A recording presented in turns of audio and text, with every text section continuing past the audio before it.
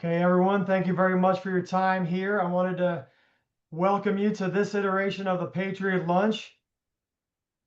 My name is Will Marm. I'm a U.S. Army Special Forces veteran and a proud graduate of the Bancroft Capital's Veteran Training Program.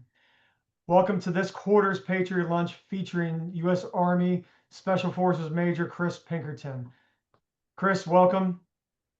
Hey, thanks for having me, Will. I'm really excited about this. Yeah, this is going to be wonderful. Everyone's going to learn a lot about you, learn a little bit about how Bancroft does business and how they support their mission.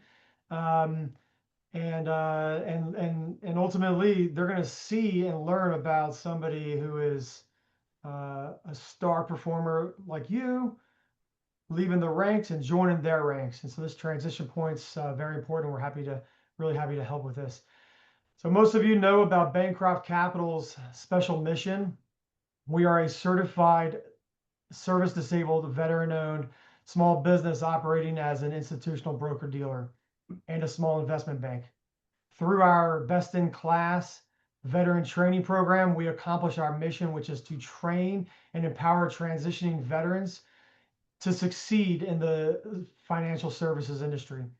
Bancroft Capital takes the proceeds of the business to pay for their mission, and the core lines of the business are debt and equity capital markets, public finance, fixed income, secondary trading desk, cash management, and investment banking. So, should you or your friends in corporate America require those services, please remember Bancroft Capital, and they're happy to help.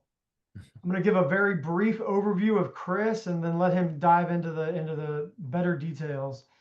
Chris is from Alaska, went to college, then joined the Army. About to retire with 21 years of service, exemplary service. Started off as a private first class, finishing as a special forces officer, a major. He's married with kids. He was an Air Force brat, and is currently living in Seattle. And so those are the brief overviews. I'd love to take the limelight off of me and hand it over to you, Chris, and hear about who you are. Well, I appreciate it, Will. So for everybody out there, I'm Chris Pinkerton.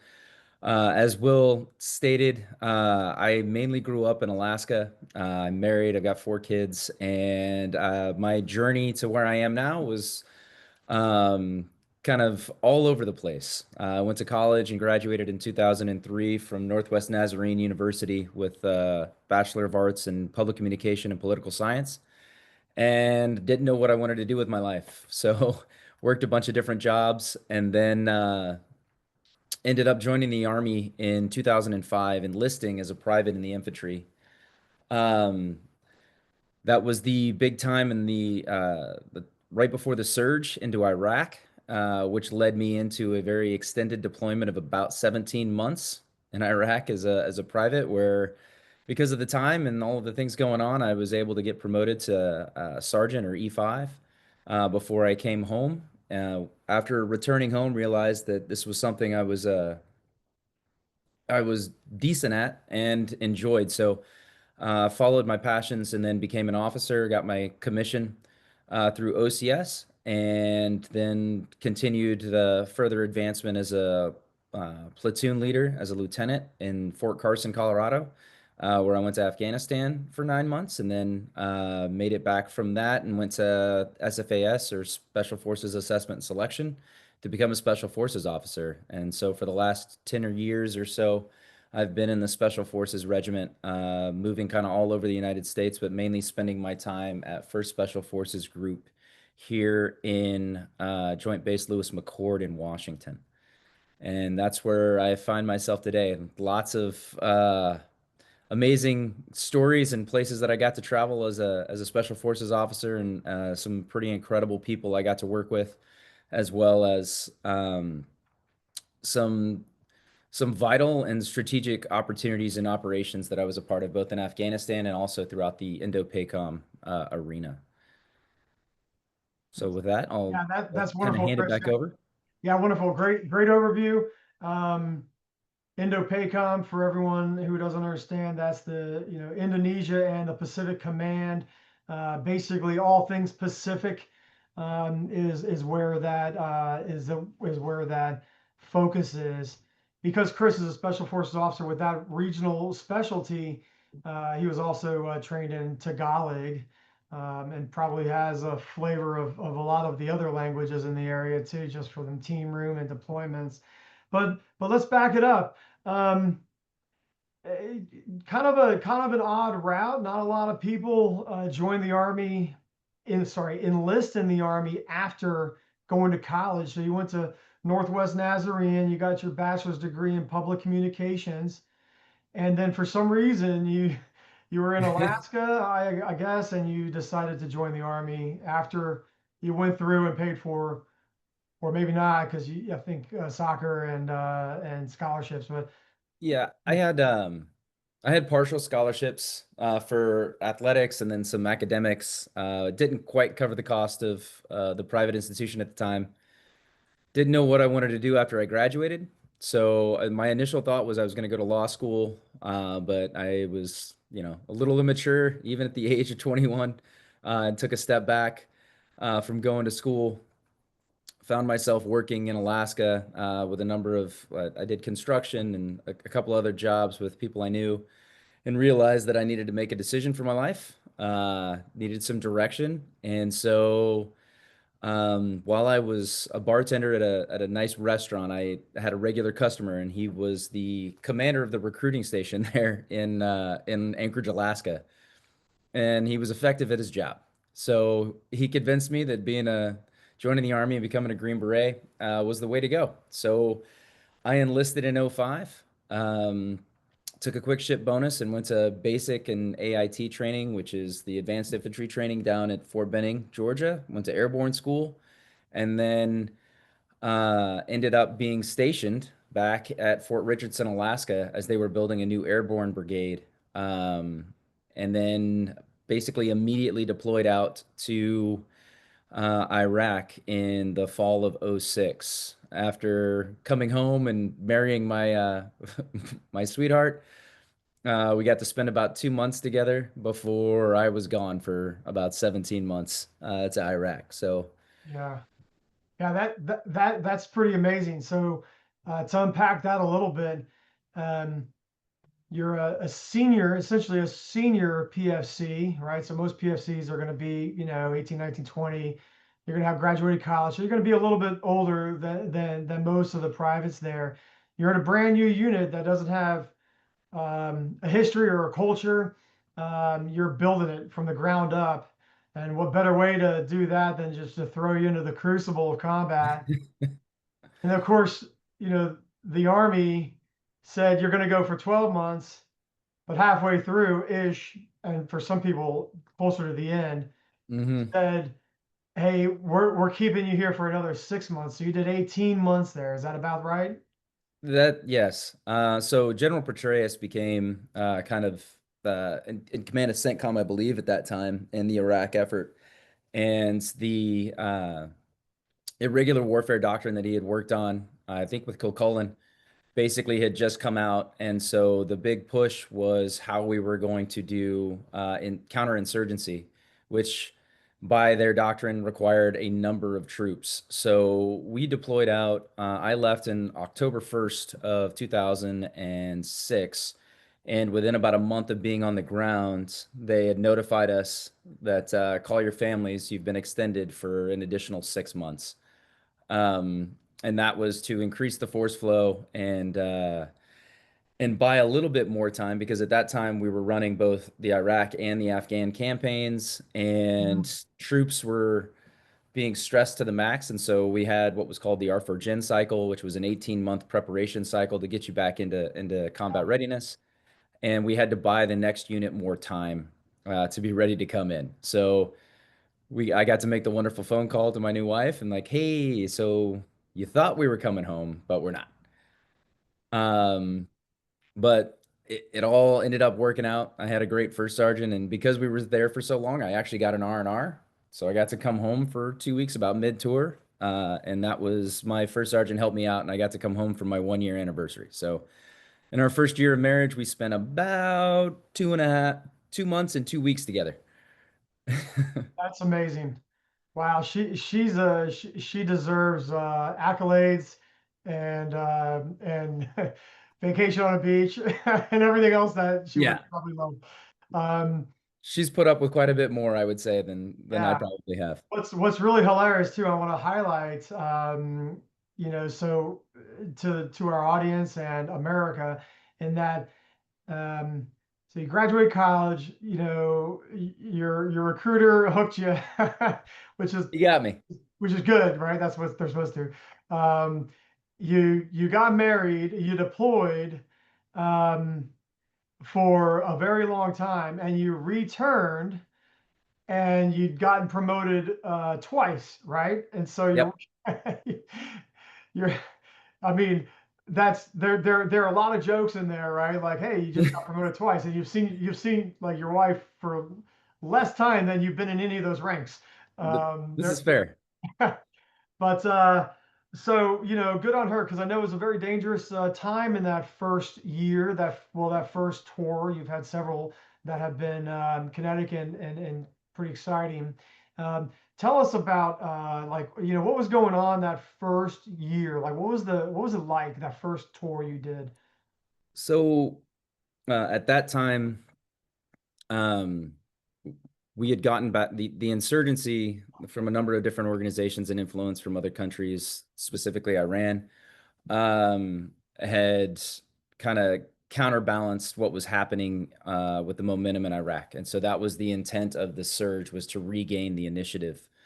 Um, what that meant was we had to get out into the population and into all the places that a lot of U.S. troops and even Iraqi troops hadn't been in a long time, which brings with it an immense amount of risk. So my unit was a light infantry airborne unit, so we didn't have tanks or Bradleys or any of the other things, and we walked a lot and used helicopters to get kind of in and out of where we were going, or just good old-fashioned Humvees. When we replaced the unit that, or what we call RIPTOA, but we relieved in place the unit that was there before us, they were a heavy mech from actually Fort Carson. Um, and so they were all Bradleys and tanks.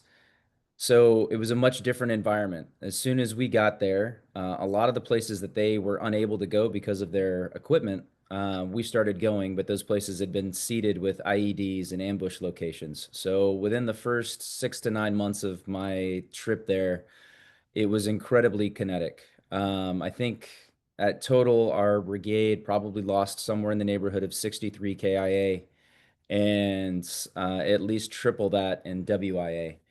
Um, it was quite busy. We were constantly moving. The unit I was a part of was considered a PSD, or a personal security detachment, for the brigade commander. And he wanted to be everywhere all the time. And as good leaders do, they want to be on the ground with their men. So we drove and we walked a lot, which increased our risk. So within my team of about 18 guys, give or take, we had 2 KIA and 6 WIA that were all evac'd home. Not to mention the other kind of Purple Hearts that were gained within our team that were able to stay and remain in combat. So it was a very kinetic time, very busy. It was interesting being a private and then moving up to to becoming a sergeant, because you're at that kind of forward edge, the implementation point, without a ton of view of kind of the strategic implications or even what we would consider the operational level. It's a lot more of focusing day to day on what each mission is, and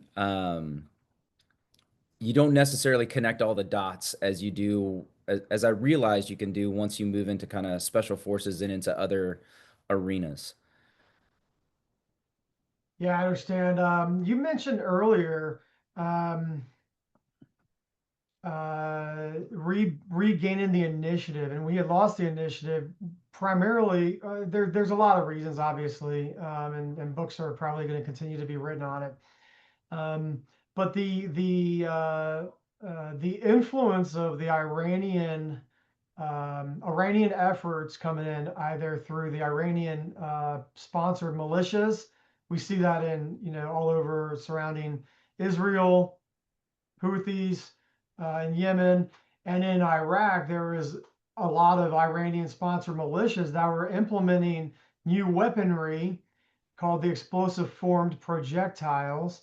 Yep. Can you tell us what's that? Why is that a big deal? Like, and why this is kind of this connects straight to Yep. Iran present day, and this is really important for people to know. So the EFP was an incredibly cheap and lethal tool that was developed, and then as we found out later, Iran was really good at bringing militia members into Iran, teaching them how to build them and employ them, and then sending them back over. So essentially, think of a coffee can with a copper plate that's concave on one side with a bunch of explosives packed behind it, so that when it ignites, that copper melts and turns into an extremely molten hot and sharp projectile that could basically penetrate any of the armor we had at the time. Um, and case in point, we were returning from a security operation, driving up Route Tampa, which was a main avenue there in Iraq, kind of central Iraq in the Sunni Triangle, was the portion we were on. And our lead truck was struck with an EFP. And EFP basically can penetrate all of the armor that we had. And as it travels through, it spalls and it goes through so hot and so fast that in an airtight area, you get overpressure and flame. So it burns everything inside. Our lead truck was struck with one where our squad leader, who was in the front right seat, was struck in the lower back, and he later ended up dying of his injuries. A good friend of mine who was the gunner um, got half of his leg kind of amputated there, and as well as the driver and the sniper that was in the rear seat got his shoulder kind of taken apart, and it happens in in an instant. And they use different triggering mechanisms to kind of set them off, but they're really hard to see at night, and so you can't actually see them because they hide them in. They'll build like paper mache rocks to make it look like it's just something on the side of the road when it comes out. And those ended up becoming one of the that and indirect fire were probably two of the highest casualty causing events that happened to us during that time period, based on the area we were in. Hmm. Yeah, you mentioned your friend.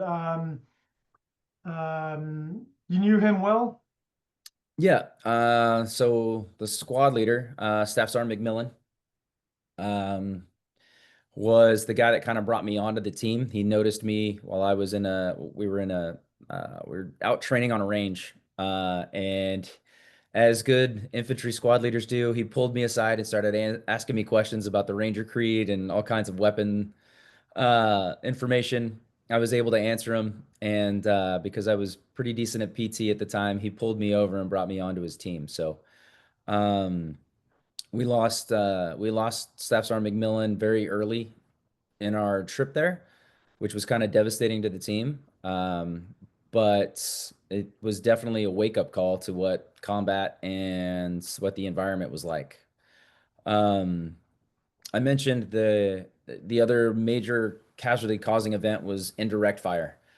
The Iraqis and the insurgents really were really good at setting up Katyusha 107 rockets, which was a long rocket on a motor, and they would build these impromptu launching rails that they would hide behind buildings and set up aiming stakes, kind of point them at us and set them up on washing machine timers so they could set a timer for like 60 minutes and then run away, and these things would launch. Um, we were doing a clearance operation in a city called Diwania, just outside of Najaf, um, about midway through the rotation. And we had been down there for about 48 hours. We had just moved into a FOB, or a forward operating base, to refit. And as we were refitting the trucks, my team and I, we were all out. You know, this was inside what was considered a secured area. So we had our kit off, and the insurgents got it right that day, and they put about six 107 rockets kind of right on top of us. Um, Unfortunately, that day, I lost one of my best friends, Adam Kennedy. One of those rockets landed right next to him as he was right out in front of my truck. And then we got hit with about three or four more right around us. And only, I can't really explain it, but only by the grace of God, I was one of the only ones that didn't take shrapnel. The three guys that were all standing around me all got hit. Um, and I guess the realities of the environment, which kind of leads to, I think, what combat and military service kind of builds, which is resiliency. We had to fix the trucks that had been damaged, and we had to kind of escort Adam and take him to the medical unit for movement. And within 45 minutes, we were back out of the wire, and we had to go finish a patrol. So that was a pretty that was a pretty significant time, I think. Life-changing event for me. In kind of it took years, I think, to process it all. But as I look back on it now, it's definitely a moment where you realize, only in hindsight, the only thing you can do is move forward, right? So continue to pick yourself up and move out, and that's what we had to do that day, and then we continued on Hmm. for the rest of the trip for about 9 more months. So Mhm. So you did a phenomenal job describing this, and I want that to sink in for the audience. Um, Chaos happens. Best friend dies. A lot of people are hurt within hours. Be conservative. yeah, You're back on mission and continuing to do what you're supposed to do. Not easy. A lot of, I mean, because you're human, right? You're not a machine. And you have to be able to deal and manage. You also have to segment or compartmentalize, manage later while so you can survive and continue the mission. And I can imagine how hard that is. Want to applaud you for the resiliency and the adaptability and the determination that that shows. And that's, yes, that's Chris Pinkerton, but that's the U.S. military, and that's what they do. And so, very proud to come from your tribe, and to be, for you to be able to share this with our corporate audience. Very important. The resilience, the adaptability. These are traits that go into corporate America that corporate America can't train on, and and they just have to like find a talent like you, Chris, to bring that into their organizations, because every organization has that chaos that lands. It's not going to be seven Katyushas. It's going to be you know competitors. It's going to be failure rates on machines. It's going to be something, but data messing up, et cetera, et cetera. Um, so yeah, wow, Abdi, I know a lot of people have heard of this. Dangerous area as they generally kind of all are.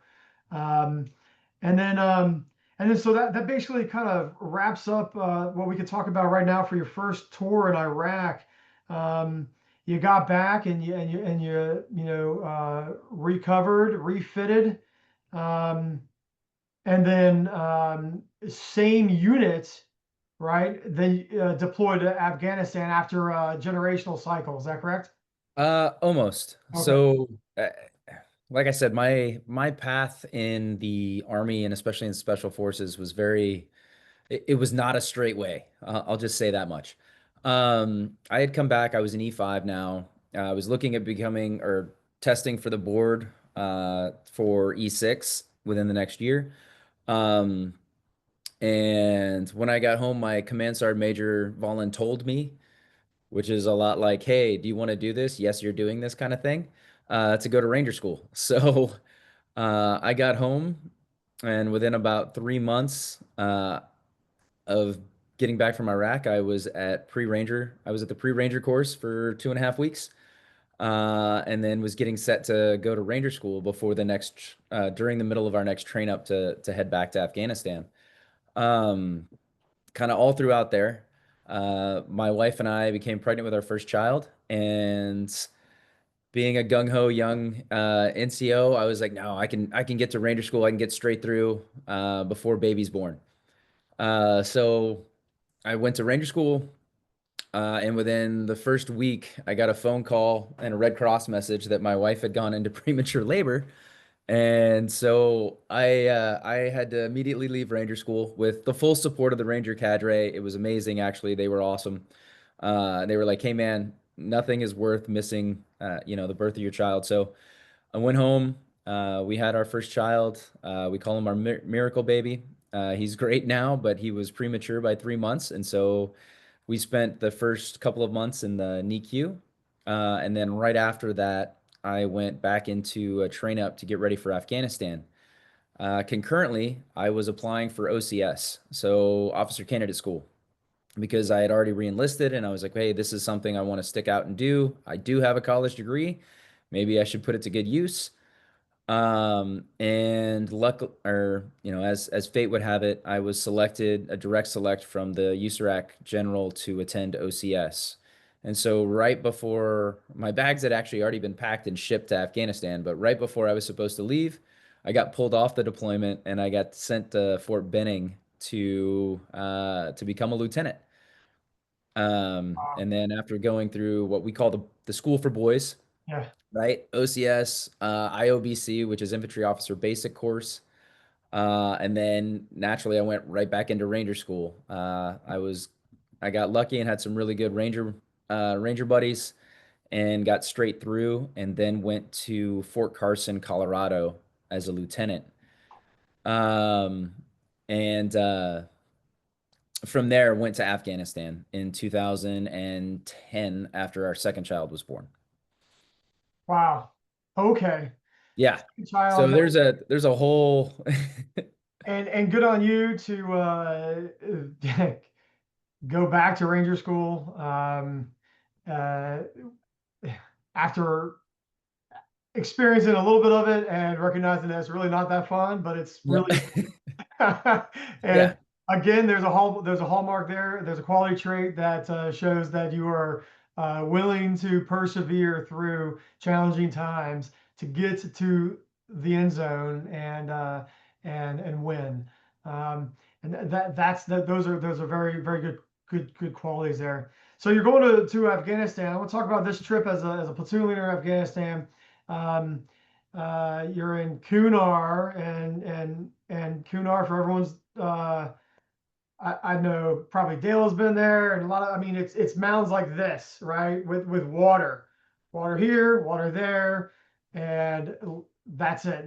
Nothing that looks this way. Yeah. All looks that way. Can you tell us more? That's all I got. Yeah. So we went to what was known as Fob Bostic, which was up in the Kunar Valley. It was the northernmost outpost up there, up that valley, just outside of a little city called Naray. Um, and I mean, for everyone's, I guess, general understanding, there was one road. It was a dirt road that ran up along the river that went up the valley, and it was the only way to get supplies in and out. Other than at night, CH-47s could fly in because they were the only aircraft that could get up that high. However, they still couldn't get higher than the peaks of the surrounding ridgelines. So um, they could only fly at night, and that's how things got moved back and forth. Because of that, it was continuous operations to try and continue to secure the high ground. So my platoon and I spent a lot of time getting on helicopters and going up about as high as you can in a helicopter, getting off, and then walking the rest of the way up onto onto ridge lines. Um, which, if anybody's familiar, further up the valley from us is a place called, or which is known as Cop Keating. And Cop Keating was an OP that was over a cop that was almost completely overrun. Um, in up higher in the valley, pretty famous book, and I think there was a movie made about it as well. With an OP that was up above it on the ridge line called OP Frisch, which was named after a PFC who was killed there. And we were tasked with going up there to follow actually an SFODA that had been up there doing clearance operations and bring in the Afghan army and secure the high ground.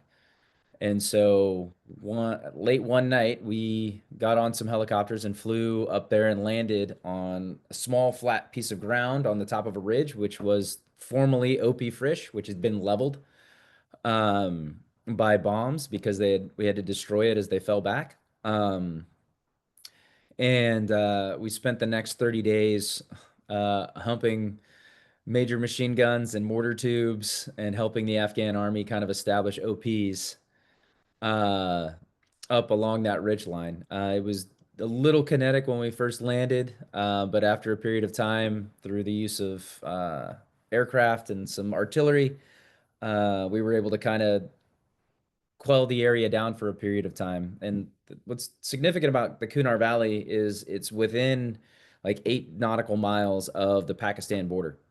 So it was a major facilitation area for all of the arms and fighters that were going back and forth across the border. So it was a continuous problem. Mhm. And the unfortunate thing about Afghanistan and those mountains is you can never own the high ground, which is kind of a paramount piece. So Yeah. you're always under threat from the ridges and everything around you. Yeah, I was having this conversation with my family the other day and just explaining the challenge of picking Kunar, those just the mountains in Afghanistan, where you think you're here and you're fighting around here and down there, but there's another here and it keeps on going. Yeah. And um, it's a little like a layer of hell, right? There are nine, right? Technically or theoretically, right? There are nine Yeah. depths of, levels of hell. Uh, you're still in hell. Yeah. You could be on the first one or the ninth one. You're Yep. still there. It's still not great. So, what was you mentioned earlier about imposing costs on the enemy, like your overall goal during that trip. Can you talk me through that? Because I think there's a nice connection I Sure. want to share with the corporate America. I guess what I would jump to then is that was my trip as a lieutenant, and before I became a Green Beret, and then the trip where we were really tasked with imposing cost was in 2019 when I went with Special Forces back to Afghanistan. It was a very tumultuous time. This was during Trump's first term, and there was a very hard press to get the Taliban to come to the negotiation table. So General Miller was in charge of all of Afghanistan at that time, and General Chris Donahue, who is now, I think, the either the NATO or the European Command General, was in charge of what we called INSOC Alpha, which was the Special Operations Component Command for all of Afghanistan. What I guess is key to note during this time, you had two kind of missions running: RSMA, which was Resolute Support, which was all of the military forces there, which had very limited authorities and permissions to do things, mainly just training. And then you had Enduring Freedom, which was a different set of authorities that allowed SOF to go out and hunt the bad guys. So as we were there, our job was to go impose cost as was dictated by our hire. And the idea behind this was a max pressure campaign to divest the enemy of any gains they thought they had and to take away any of what they thought was safe, to put them under such significant risk that it was no longer in their best interest to try and keep this thing going. And what that required of us was constant operations at a very high op tempo or operational tempo. So multiple teams, multiple things happening every evening, multiple strikes. I think during my time there, let me take a quick step back. I went there as the SOTIF or Special Operations Task Force Chief of Operations. So I was in charge of the operations center, which managed all of and was responsible for command and control of all of the actual operations that were happening at that time, up to 48 hours prior, through kind of a 96-hour time window. And our job was to respond to chaos and crisis, provide resources, and then in certain situations, take over and support with indirect and aerial fires. During my time there, I think we dropped more ordnance than the previous two rotations combined. And it seemed at that time to be incredibly effective because things were happening and agreements were being made. In fact, by the time we left or I was leaving in December of 19, we had already, there had been an agreed kind of no longer, the Taliban were not attacking us, and we were no longer actually targeting the Taliban. We were both the enemy of my enemy is my friend kind of thought process, right? The Taliban had actually agreed to provide information and assist with the removal of ISIS-K, which was the ISIS component that was in Afghanistan at the time. So that was our job, and I think we did it pretty well, and we were incredibly busy Yeah, during right. that period of time. It's super dynamic because you want to bring them to the table, and that was the point. As the military is an extension of foreign policy and a tool of diplomacy, you want to use the military to bring the adversary's leadership to the table for some type of negotiation, and essentially just making them cry uncle, and you did. Um, I want to say that the classic military strategy of coercion or even attrition, imposing the highest cost on the enemy to bring them to a political conclusion. I chuck that into ChatGPT. I say, hey, what's the corporate angle on this? It's fascinating. The corporate equivalent of what you did kinetically through the weapons that you had and your strategies and tactics is predatory pricing, litigation or regulatory warfare, M&A as an offensive strategy, PR and reputation attacks, overinvestment to create unsustainable benchmarks, strategic market saturation.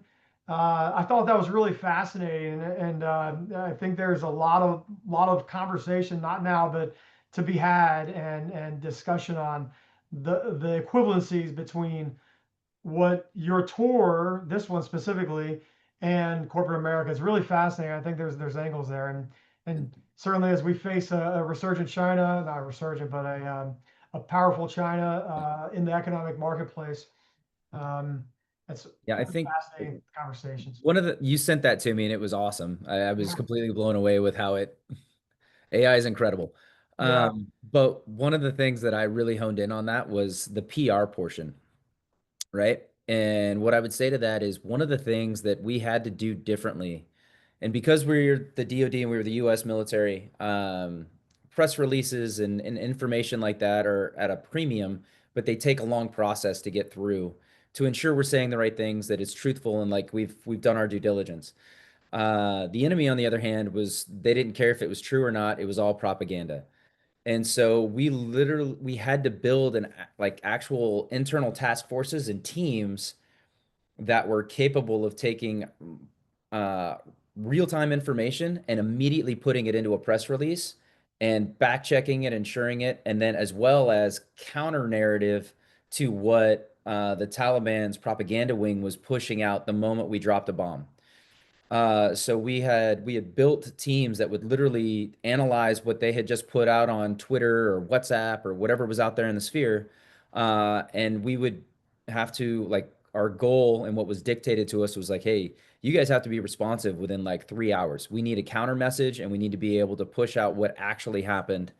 And so we were like we were managing and going through and like, hey, the photos that they just posted were from 2002. This isn't true. This was a different country. None of these things happened, and we would have to balance that. And that was part of the whole and like the whole I guess the whole of operation viewpoint is hmm it couldn't just be a kinetic thing, right? There was what we call consequence management and a number of other um parallel efforts that had to work concurrently to ensure that we could actually be successful. I think Mhm. one of the things that helped us in that high pressure time frame was we were across the breadth of the footprint there. We became very efficient at uh, flat communication. So the ability for all of us to be in the same room and to communicate across so that we could generate the requirements kind of as quickly as we could to get after it. Mhm. Yeah, that innovation that you have to do, you have to innovate new processes continuously to stay ahead of your competitor. And that innovation is I mean, you have to do it because you have to win. Hmm. And that mindset of innovating and winning is immediately applicable to corporate America. And I it's think amazingly. one of the key things, like when on the military side of the house, we hear innovation. Like, your mind automatically, at least for me, goes to widgets, gadgets, and all the cool new stuff, right? The thing that was most innovative for us in that scenario was legal. We had to get a team of lawyers together and be like, okay, how can we ensure that we are abiding by the law and our authorities and permissions, take that information and get it onto social media platforms and be able to immediately push information without a massive bureaucratic nightmare that hems up information flow. And we were able to develop new kind of on the spot systems and processes with the right approval authorities so that, you know, generals were posting on WhatsApp events that were happening. And we were able to use our Afghan partners and inform them to the point that, you know, we were of what was actually happening. And I think Mhm. when I think of innovation, especially being in that more managerial and organizational role, it was much more about finding the efficiencies and how to, you know, get all of the red tape out of the way and get from flash to bang as quickly and as efficiently as possible. Mhm. Mhm. Yeah, that's that very, I mean, dynamic career. We're gonna run short on time, and I hated it. I've been trying to pause the clock for a long time now because there's so much good stuff we can chat about. And I would love it if our audience, when they listen and they get connected with you on email, line up with you a half an hour, cup of coffee virtually, and Yeah, absolutely. you can learn about each other and about what and they can learn about what you can bring to their fight, to their business, their corporation, their industry. Um, there's a handful of notes that I want to just chum the waters on, but we can't talk about now that Okay. I had taken earlier. Um, in that you have remarkable experience in driving change to making organizations better and different to be able to achieve what is better is beating you or different. Um, Organizational change is kind of at the heart of a leader, and you've gone through that a handful of different times through the Jedburgh process when you were a commander. Um, and then the distillation of that is as leadership has been highlighted throughout your career, your leadership skills, presence is important, and your presence in all those different pieces are in those moments in time, the key decisive spot in time. Presence is important, and that's a huge hallmark of your quality and character. I'm gonna pass it over to you. We're gonna offer a option for one or two questions from the audience, but first, go ahead if you want to.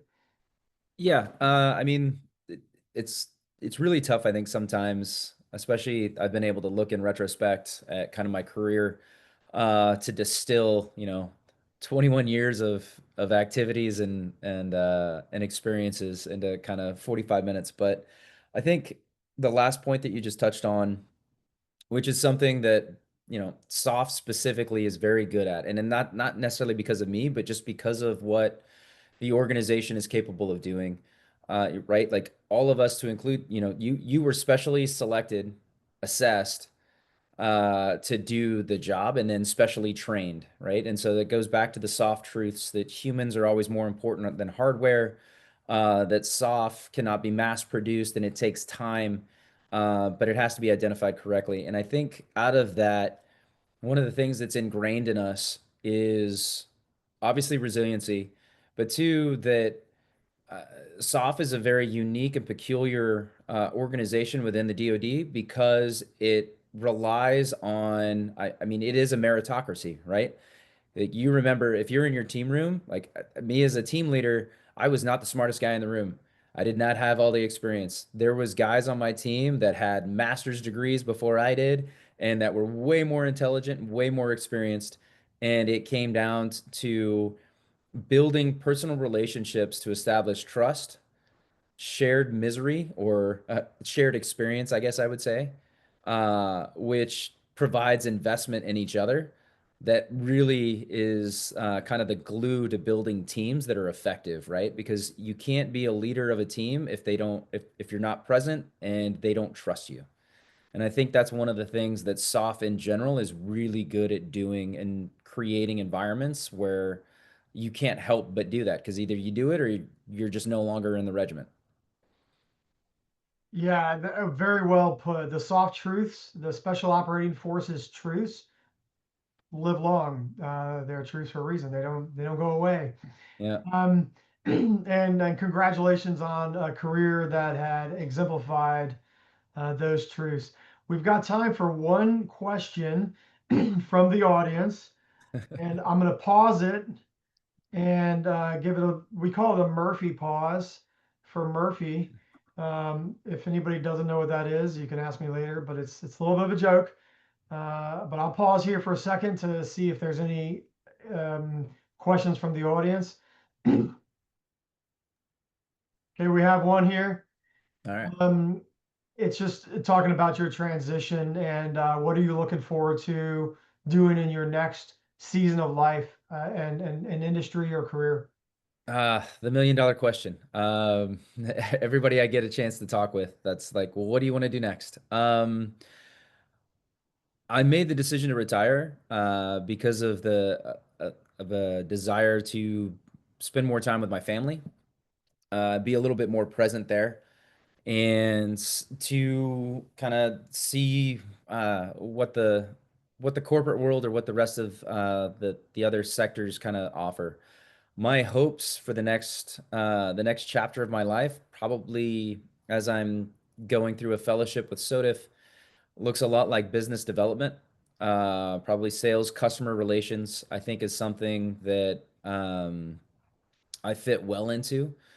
I naturally gravitate towards personal relationships, identifying, places where we can, myself or an organization can help others, and where there's mutual benefit, so that we can maximize the benefits for both the organization I work for as well as, the client or the customer. Um, and so my hope is whatever industry that kind of falls into, that's kind of the role I'm looking at, or I think that I'm probably best suited for as I move into the next chapter of life and get to get to enjoy other things. I hope that answered your question. Yeah, it sure did, and you've earned it, and we are very proud of you and everything you've done, and grateful for all your service and sacrifice. And um, you've got decades and careers ahead of you to do similar stuff, leaving a legacy with your family and community. So we're gonna close it out.